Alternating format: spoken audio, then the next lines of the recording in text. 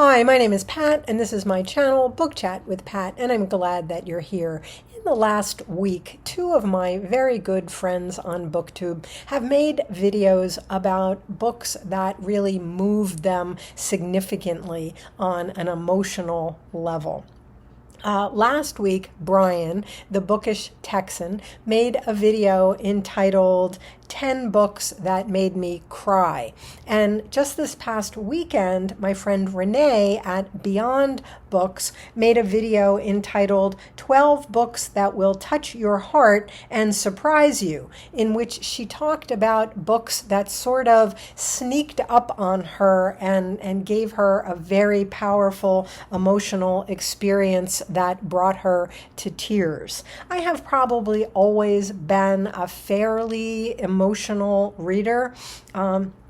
Certainly very in touch with my emotions when I'm reading, and I decided that I wanted to do my own version of a video on this topic. So thank you, Brian, and thank you, Reney, for the inspiration. And here's my version of 10 books that I've read relatively recently, 10 books that have made me cry.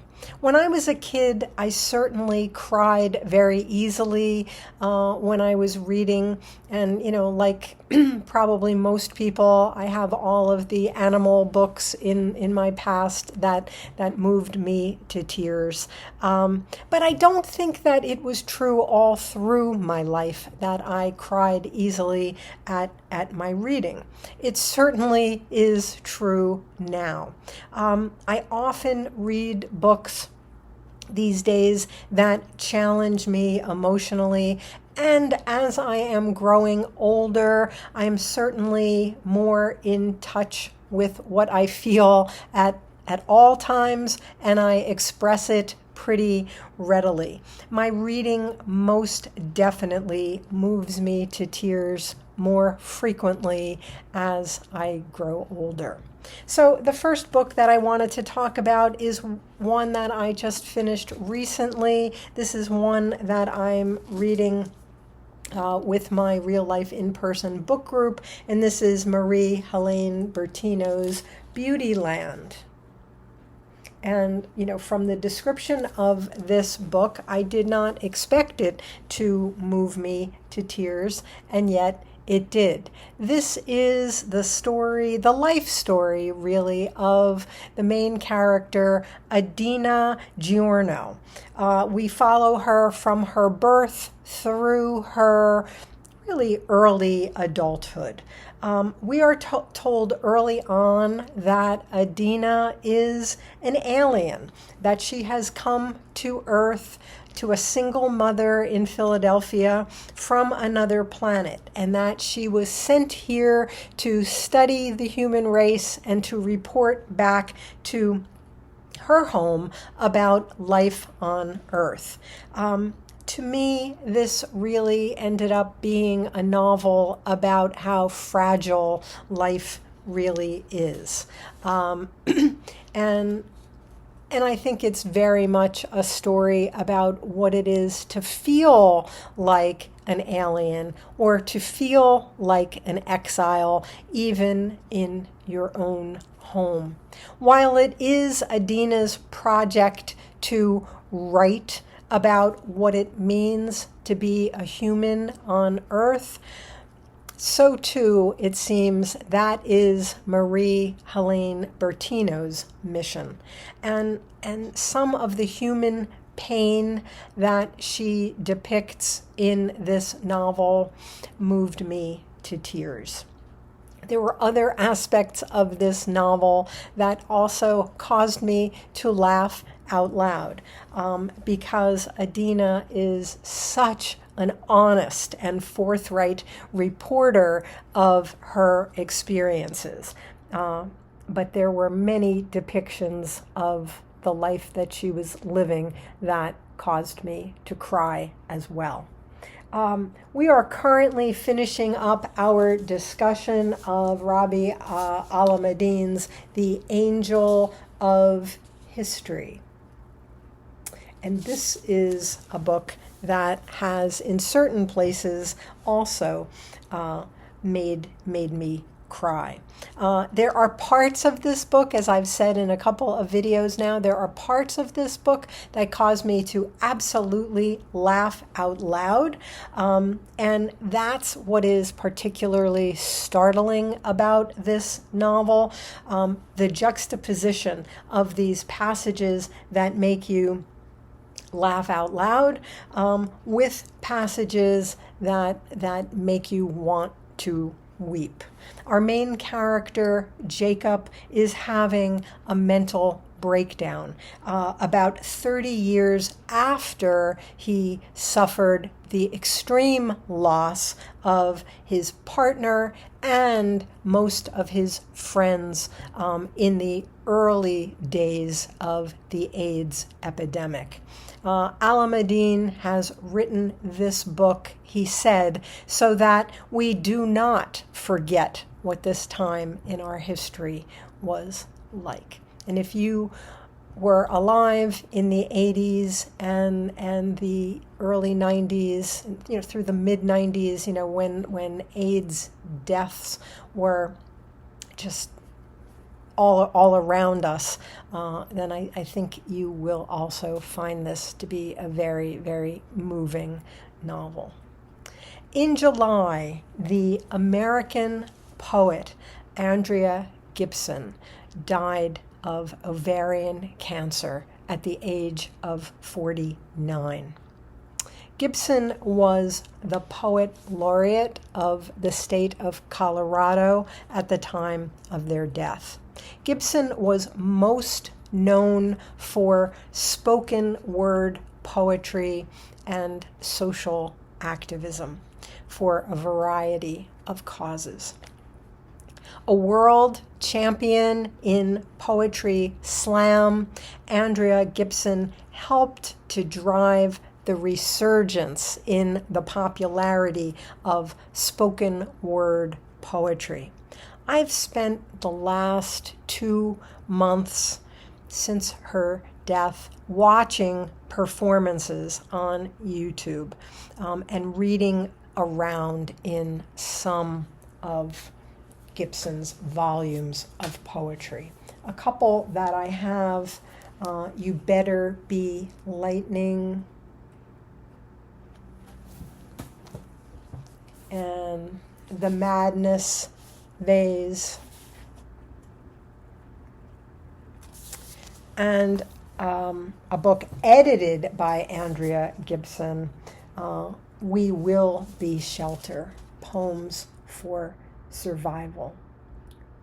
So in addition to watching poetry performances on YouTube, which bring me to tears, I've been reading around in all of these books as well. I am almost always moved to tears by Gibson's poetry. I want to feature Andrea Gibson on a Poetry Thursday episode, but I fear that it may be too soon, and I don't know if I can do it right now, and I don't even know if it would be appropriate to do it right now. But I would encourage you, if you're at all curious, to just look up Andrea Gibson on YouTube and see some of the poetic performances, and I think you'll see what I'm talking about. Andrea Gibson and wife Megan Fowley were also the subjects of a documentary, Come See Me in the Good Light, which focused on their marriage, their activism, and how they were dealing with Gibson's terminal cancer diagnosis. It was directed by Ryan White and produced by comedian Tig Notaro. And it was featured at the Sundance Film Festival, and it actually won Festival Film Favorite Award for 2025. This past summer, my book group read Fredrik Backman's My Friends, another book that made me laugh out loud and actually weep. This is the story about a man looking back at his group of friends when he was a teenager. He's telling much of the story to a young woman, just 18, in the present tense. Everyone in this novel, in the present and in the flashbacks, everyone in this novel has encountered almost unimaginable losses. And then there is this unexpected relationship that develops between the 18-year-old young woman and the 40-something-year-old man who's telling much of the story. And they become, in this weird way, a sort of found family of sorts, because each one is someone who is pretty alone in the world. Ultimately, there is a great deal of hope in this novel, and hope in the redemptive value of art. And that plays a role in the lives of all of the main characters in this novel. So this was one that gave me a lot to think about, some moments of genuine laughter, and a lot to cry about as well. Earlier in the year, my book group, we seem to pick a lot of books that make us cry. We had read a book that I had read when it first came out, and that is Remarkably Bright Creatures, a novel by Shelby van Pelt. This is also a book that some of my friends are reading right now for the Octopus reading event, October. This is also a book that brought me to tears. It brought me to tears the first time I read it when it was a brand new book, and it happened again when I read it with my book group several months ago. I was fully prepared to find this book to be sort of ridiculous, because half of it is told from the point of view of an octopus in captivity, an octopus named Marcellus. And then I ended up really liking the octopus chapters. And I loved the strange relationship that was formed between the older woman, protagonist, Tova, and Marcellus, the octopus. There was one place in the novel where that relationship absolutely made me weep. But more than that, I think it was the character of Tova, the older woman protagonist, who moved me to tears on more than one occasion, and not just in relation to her relationship with the octopus. I think this is because she reminded me of my own mother. Tova is a woman who has lost both her husband and her son, and she develops a relationship in the course of the novel, not only with the octopus, but also with a young man named Cameron, who ends up being very important to her. I think that this book moved me to the degree that it did because of my own mother, who in her 50s and in a 3-year period lost both her husband and her son, my father and my brother. The relationship that she had in her life with her grandson, the son of my late brother, was unlike any other relationship in her life. It was that life-sustaining and hopeful for her. And it is still what almost takes my breath away when I think about it.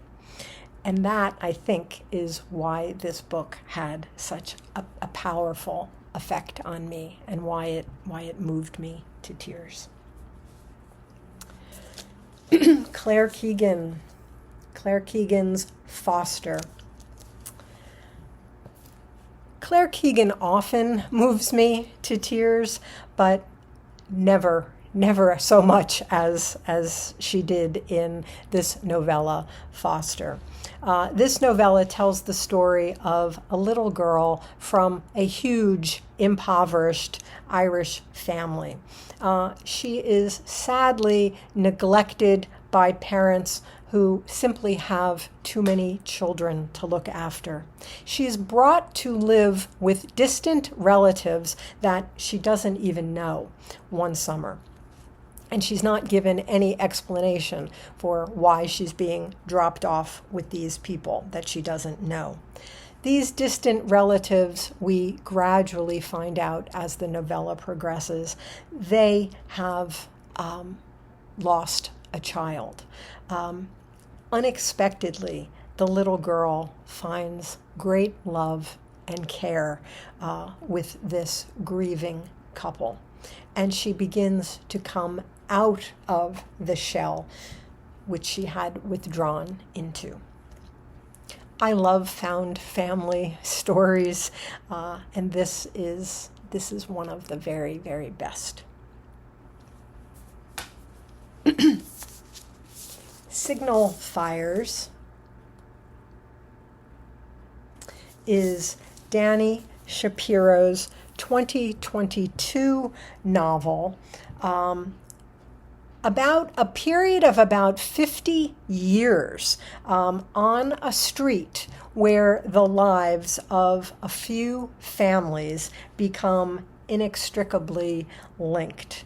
At the heart of this story is another unlikely connection that forms between two of the neighbors in this neighborhood. Ben Wolf, who is, I don't know if his name is Wolf or Wilf, I forget, Wilf, I think, is a retired doctor. And Waldo Schenkman is a young boy who lives across the street from the doctor. Waldo is fascinated by the stars and by all things that have to do with the night sky. This unlikely friendship develops between these two, nurtured largely by Waldo's passion for the stars. And it becomes, this relationship becomes a very moving beacon of hope. Family secrets, awful and crippling, abound in this novel. But somehow this strange connection between this young boy and this older man is absolutely life-sustaining for both of them. I've talked many times on this channel about a book that I absolutely loved, which moved me to tears, and that was Tracy Kidder's Rough Sleepers, a book that I was introduced to last year when I was judging nonfiction for the BookTube Prize Awards. This book tells the story of Dr. Jim O'Connell, who is a physician devoted to the care of the homeless or the rough sleepers on the streets of Boston. He devoted his entire medical career to their care. All of these people in this book are treated with such dignity by Dr. O'Connell and his staff, and by Tracy Kidder in his writing about them. We come to follow these people throughout their lives, and many of their stories are simply heartbreaking and definitely tear-inducing.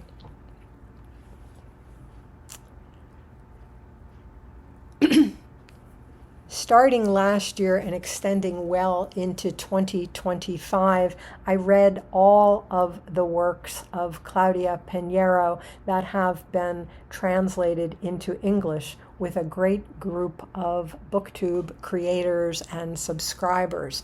Perhaps Pineiro's most well-known book, Elena Knows, is one that moved me to tears. This is the story of Elena, who is a woman suffering from a most debilitating form of Parkinson's disease. And this is the story of her coping with that disease and her determination to investigate the death of her daughter, Rita. Almost everyone believes that Rita's death was the result of a suicide, and Elena absolutely cannot and will not accept that. And she is determined to prove that Rita was murdered. This is a powerful look at a mother-daughter relationship.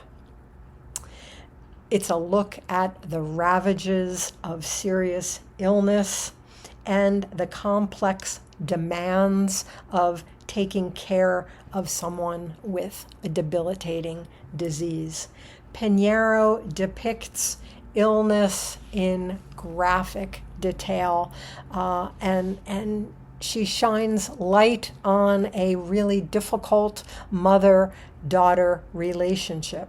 There are moments, many moments in this book where I really wanted to look away from what Pineiro wants us to see, and other moments that just made me weep, that absolutely broke my heart.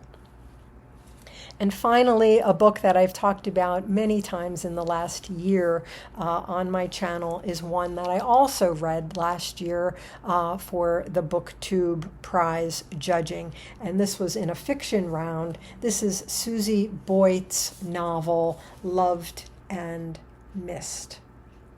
Here we have another mother and daughter relationship, and in this case it's a mother and daughter and granddaughter relationship.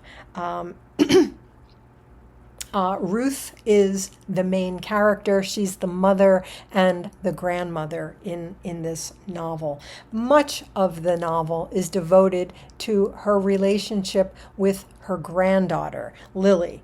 But we also learn about Ruth's very troubled relationship with her daughter, Lily's mother, Eleanor, throughout the course of the novel. Susie Boyt's novel is about love and grief. Loving people and trying to keep them alive and missing them when they're gone.